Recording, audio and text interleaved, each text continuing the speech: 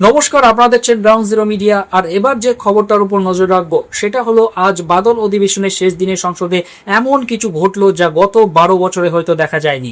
অধিবেশন শেষে লোকসভার কাজ আপাতত স্থগিত হয়ে গেলেও সংসদ চত্বরে প্রধানমন্ত্রী নরেন্দ্র মোদী এবং স্বরাষ্ট্রমন্ত্রী অমিত শাহের বিরুদ্ধে কিন্তু প্রবল বিক্ষোভ চলেছে। গত কয়েকদিন ধরে সরকারের তরফ থেকে বিশেষ করে অমিত শাহ এবং কিরেন রিজিজু কিন্তু বারবার দাবি করছিলেন যে তারা যে কোনো বিষয়ে বিতর্কের জন্য পুরোপুরি প্রস্তুত। তখন কিন্তু রাজনৈতিক মহলে একটা আশা ছিল যে প্রধানমন্ত্রী বা স্বরাষ্ট্রমন্ত্রী সংসদে এসে বক্তব্য রাখবেন, বিরোধীদের প্রশ্নের উত্তর দেবেন। কিন্তু বাস্তবে দেখা গেল সম্পূর্ণ ভিন্ন চিত্র। আজকে দেখা গেল স্পিকার ওম বিড়লা সংসদে এলেন, বন্দে মাতরম গাওয়া হলো, আর তিনি চেয়ারে বসার সাথে সাথে লোকসভা অনির্দিষ্টকালের জন্য স্থগিত করার ঘোষণা করে দিলেন। আজকে সংসদের প্রধানমন্ত্রী এবং স্বরাষ্ট্রমন্ত্রী এলেও তারা কিন্তু বিরোধীদের কোনো কথার জবাব দেননি। কিন্তু অন্যদিকে রাহুল গান্ধীকে দেখে অত্যন্ত আত্মবিশ্বাসী মনে হচ্ছিল। ছবি ও ভিডিও দেখে মনে হচ্ছিল যেন তিনি এমন এক দুর্বল জায়গায় আঘাত করেছেন যার কোনো উত্তর বিজেপির কাছে নেই। যদিও আজ সংসদ চলেছে মাত্র 4 মিনিট। রাজনৈতিক মহলে জোর চর্চা চলছে যে আজ প্রধানমন্ত্রী নরেন্দ্র মোদী এবং পুরো মন্ত্রিসভা যেন রাহুল গান্ধীর সাথে চোখে চোখ মেলাতে পারছিলেন না। পুরো সরকারটাই যেন আজ বিরোধী দলের সামনে বড্ড অসহায় হয়ে পড়েছে, এমনটাই কিন্তু বলছে রাজনৈতিক মহলের বিশেষজ্ঞরা। এই ঘটনার পর মল্লিকার্জুন খাড়গে কিন্তু তীব্র আক্রমণ শানিয়ে বলেছেন যে সরকার 19 দিন নষ্ট করার পর এখন বলছে তারা জবাব দিতে প্রস্তুত ছিল। আসলে এরা গণতন্ত্রকে শেষ করতে চায় এবং অমিত শাহের বয়ান শুধুমাত্র জনমানুষের নিজের ভাবমূর্তি রক্ষার একটি মরিয়া চেষ্টা মাত্র। প্রিয়াঙ্কা গান্ধীও কিন্তু কটাক্ষ করে বলেছেন যে ওরা আজ সংসদে এসেছিলেন কেবল বন্দে মাতরম গাইতে। দেশবাসী আজ অনেক প্রশ্নের উত্তর পাওয়ার আশা ছিল, কিন্তু তাদের হতাশ হতে হয়েছে। তবে আপাতত বাদল অধিবেশন শেষ হয়ে গেলেও কিন্তু বিরোধীরা যে এই ইস্যু থেকে কোনোভাবেই পিছু হচ্ছে না সেটা কিন্তু স্পষ্ট। কারণ অধিবেশন শেষে সাংবাদিক সম্মেলন করেন কংগ্রেসের জয়রাম রমেশ, গৌরব গগৈয়ের মতো নেতারা। তারা কিন্তু তাদের বক্তব্যের মধ্যে কিন্তু স্পষ্ট বুঝিয়ে দিয়েছে যে কংগ্রেস কিন্তু এই ইস্যু থেকে কোনোভাবেই পিছু হচ্ছে না। তারা কিন্তু 1 ইঞ্চিও জমি ছাড়তে রাজি নন। অধিবেশন শেষ হয়ে গেলেও কিন্তু এই ইস্যুতে আগামী দিনে কিন্তু তাদের যে দাবি সেই দাবি যে শেষ হচ্ছে না, অর্থাৎ কংগ্রেস যে আরো বৃহত্তরভাবে সরকারকে চেপে ধরতে প্রস্তুত সেটা কিন্তু বুঝিয়ে দিয়েছেন এই সমস্ত নেতারা। জয়রাম রমেশ, গৌরব গগৈয়ের মতো নেতারা কি বলেছেন শুনুন। वे बिल्स ऐसे बिल्स लाए जो राज्य सरकारों की ताकतों को कमजोर करता है, वो चाहे कोऑपरेशन का बिल हो, चाहे माइंस एंड मिनरल्स का बिल हो। एफसीआरए पे हम सब एकजुट रहे विपक्ष, और इसीलिए एफसीआरए, हालांकि हमारा मांग था कि इसको विड्रॉ किया जाए, लेकिन सरकार ने इसको जेपीसी तक भेजा। माइंस एंड मिनरल्स बिल जो विशेष निजी कंपनियों के मुनाफे के लिए है, कमेटी में नहीं भेजा गया।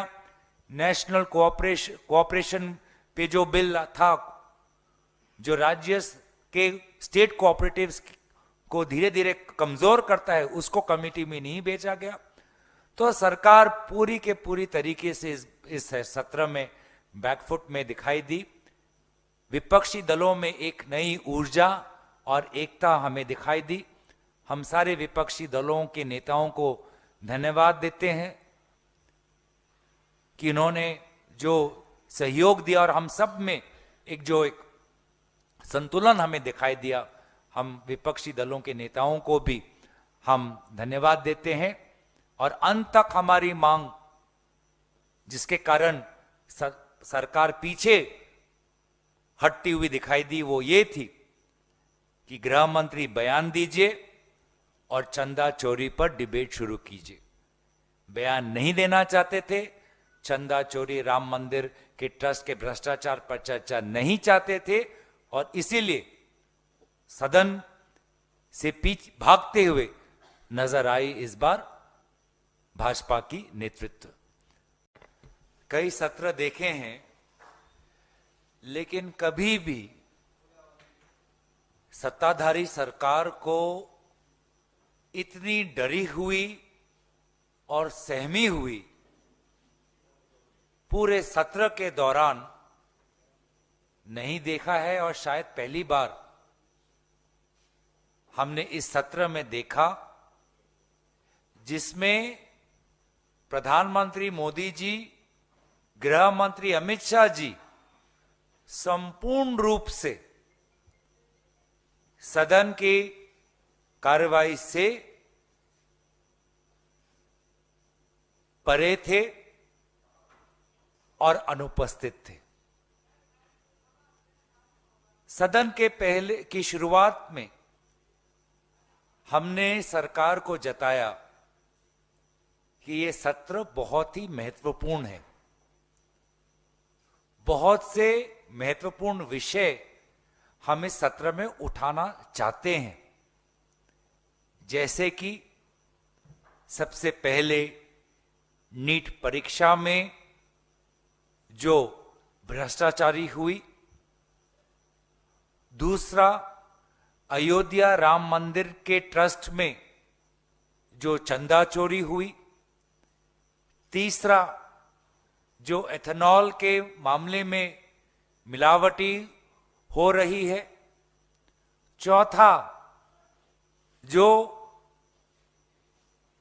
भाजपा के मुख्यमंत्री पद पर बैठे हुए लोगों पर, व्यक्तियों पर, चाहे वह अरुणाचल प्रदेश हो चाहे वह मध्य प्रदेश हो, लापरवाही और भ्रष्टाचारी की जो आरोप लग रहे हैं, पांचवा जो विदेश नीति को लेकर विशेष रूप से चीन से जो हमारे विदेश नीति और हमारे जमीन पर जो खतरे की संकेत आ रहे हैं, और जिस प्रकार का जो भारत के लोगों का जो टैक्स पेयर का जो पैसा है, जो पब्लिक इंफ्रास्ट्रक्चर प्रोजेक्ट्स में जो नष्ट हो रहा है, व्यर्थ हो रहा है,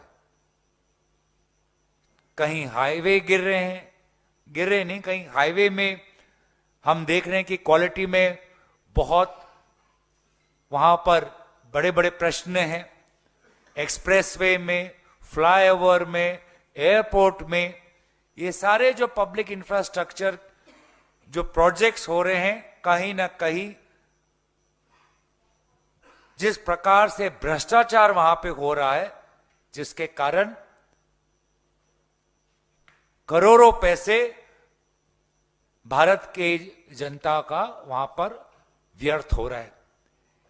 ये सारे महत्वपूर्ण मुद्दे हमने सरकार को पहले ही दिन, जिस दिन सत्र शुरू हुआ उससे एक दिन पहले रविवार को ही हमने सरकार को सचेत कर दिया था, और सरकार ने भी कौन से वो बिल लाना चाहते हैं इस सत्र में, उन्होंने हमको उसका ब्यौरा हमको दिया।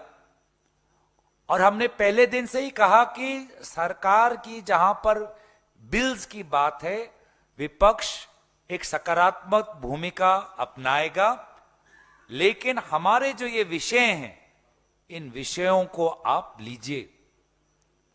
उसके बाद अब लगभग 21 दिन गुजर गए, सरकार ने अपने बिल्स अंत में मैं यही कहूंगा कि बार बार ये कहा जा रहा है कि गृह मंत्री तैयार थे, पर गृह मंत्री तो दिखाई नहीं दिए। गृह मंत्री आए 20 तारीख को राष्ट्रीय गान के लिए, आपको याद होगा, राष्ट्रीय गान के लिए पहले दिन आए थे, जन गण मन के लिए आए थे, और उसके बाद आज दोनों दिखाई दिए, नंबर 1 और नंबर 2 दोनों दिखाई दिए वंदे मातरम के समय। इस बीच प्रधानमंत्री नहीं आए, गृह मंत्री नहीं आए। ऐसा कभी नहीं हुआ है कि किसी सत्र में गृह मंत्री मौजूद नहीं हुए। उनके नाम पर 3-4 विधेयक लिस्ट ऑफ बिजनेस में प्रकाशित हुआ है, उसके बावजूद वो नहीं आए। उनके आने का कोई मकसद नहीं था, कोई इरादा नहीं था। अपने कमरे में आते थे, समाचार की खेती करते थे, भूमि बड़ी उपजाऊ भूमि है, वो खेती करते थे, और बस दुनिया को ये संदेशा दे रहे थे कि मैं तैयार हूं, पर विपक्ष तैयार नहीं है सुनने के लिए। अगर उनकी नीयत साफ होती, जब चर्चा हुआ पेपर लीक पर, अधिनियम संशोधन पर, वो आते, वो मौजूद होते, अपना चेहरा दिखाते, पर ऐसा नहीं हुआ। तो साथियों, ये मॉनसून सत्र हमारे लिए कुछ खुशी का कारण भी है। मैंने आपको कारण गिनाए हैं, 5 कारण हैं। कुछ नुकसान भी हुआ है हमें, इन 2 बिना चर्चा के जो 2 विधेयक पारित किए गए हैं। और चिंता का जो हमारी लोकतंत्र के लिए है कि जिस तरीके से प्रधानमंत्री और गृहमंत्री ने लोकसभा और राज्यसभा में नहीं आए, उन्होंने एक तरह से कह सकते हैं कि उन्होंने बॉयकॉट किया। हम चाहते थे, हमारी मांग थी प्रधानमंत्री आए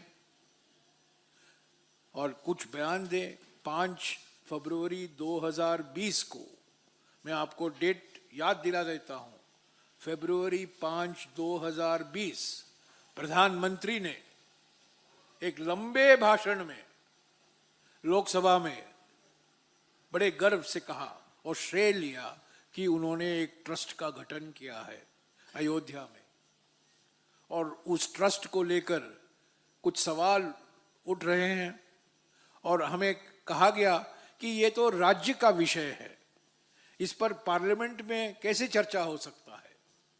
तो हमने कहा, अगर ये राज्यों का विषय है कि प्रधानमंत्री ने क्यों बयान दिया लोकसभा में, क्यों श्रेय लिया इस ट्रस्ट के गठन के लिए। तो एक ही कारण है इस सेशन के वॉशआउट के लिए, एकमात्र कारण है, वो है प्रधानमंत्री का नहीं आना, गृहमंत्री का नहीं आना। और हम उम्मीद करते हैं कि 3 महीने बाद जब हम फिर से शीतकालीन सेशन के लिए मिलेंगे, तब गृहमंत्री और प्रधानमंत्री दोनों दिखाई देंगे। शुक्रिया।